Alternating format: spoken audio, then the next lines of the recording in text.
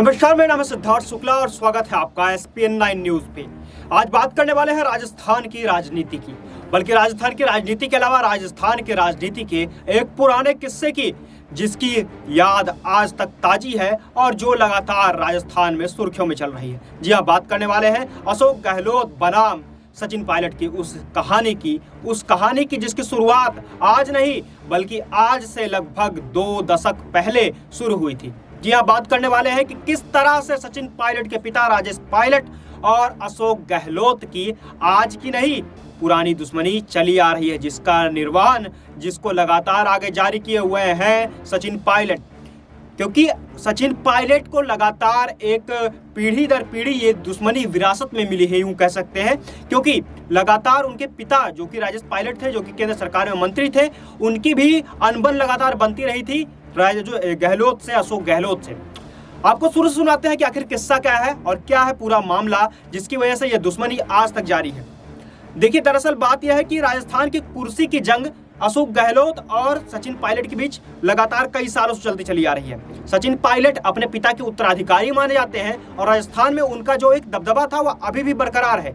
राजेश पायलट गुर्जर समुदाय से आते थे और इसी कारण से लगातार सचिन पायलट को भी गुर्जर समुदाय का वोट मिला है। राजस्थान की जनसंख्या की अगर बात करें तो 8 से 10% लगभग आबादी का गुर्जर है और लगभग सीटों के मामले में भी लगभग ऐसा ही मिलता है कि 8 से 10% विधायक जो होते हैं उनके सीटें गुर्जर समुदाय से आती है। लेकिन अब यह मामला 1993 का है। माना जाता रहा है कि राहुल गांधी के पिता, यानी कि बात करें अगर राजीव गांधी की, तो उनके भी करीबी रहे हैं राजेश पायलट और दोनों ही अशोक गहलोत दोनों ही।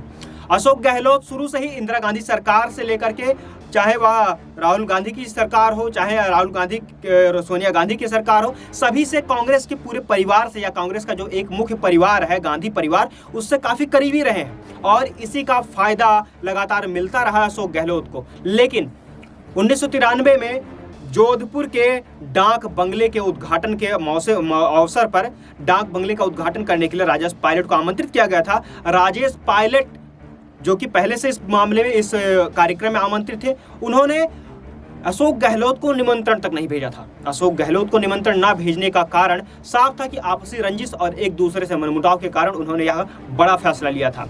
जब डाक बंगले के उद्घाटन के लिए वे वहां पर पहुंचे तो अशोक गहलोत के साथी विधायकों ने पूछा कि हमारे नेता कहाँ है, हमारे सांसद कहाँ है। तो जवाब आता है राजेश पायलट की तरफ से कि मुझे नहीं पता, देखिए यही कहीं होंगे आपके बेचारे अशोक गहलोत।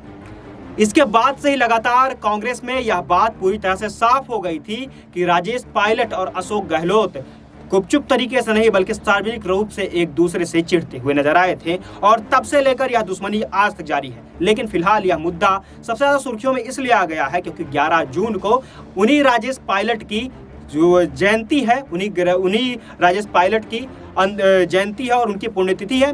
इसी वजह से दौसा जाने की प्लानिंग चल रही है, दौसा जाने का इरादा है सचिन पायलट का और सचिन पायलट दौसा जाने वाले हैं। इसीलिए इस मुद्दे को और हाईलाइट करके देखा जा रहा है, कुछ ज़्यादा ही बड़ा हो करके यह मुद्दा सामने आ रहा है। क्योंकि लगातार यह बातें सामने आई हैं कि दौसा जाने के बाद, वापस आने के बाद सचिन पायलट एक बड़ा फैसला ले सकते हैं। फिर वह चाहे कांग्रेस पार्टी के खिलाफ हो सकता है या फिर गहलोत के खिलाफ सीधे सीधे आमने सामने की टक्कर भी से रह सकते हैं। इसलिए यह भी जोड़कर देखा जा रहा है कि शायद सचिन पायलट एक नई राजनीतिक पार्टी का भी गठन कर सकते हैं या फिर वे अपनी विचारधारा को आगे बढ़ाने के साथ ही किसी दूसरे पार्टी या संगठन के साथ में हाथ मिला करके अपने आप को एक अलग चेहरे के तौर पर प्रस्तुत करेंगे। खैर, जो भी होता है या तो 11 जून को ही तय होगा। लेकिन देश और दुनिया की दूसरी खबरों के लिए भी आप जुड़े रहिए हमारे साथ और देखते रहिए SPN9 न्यूज।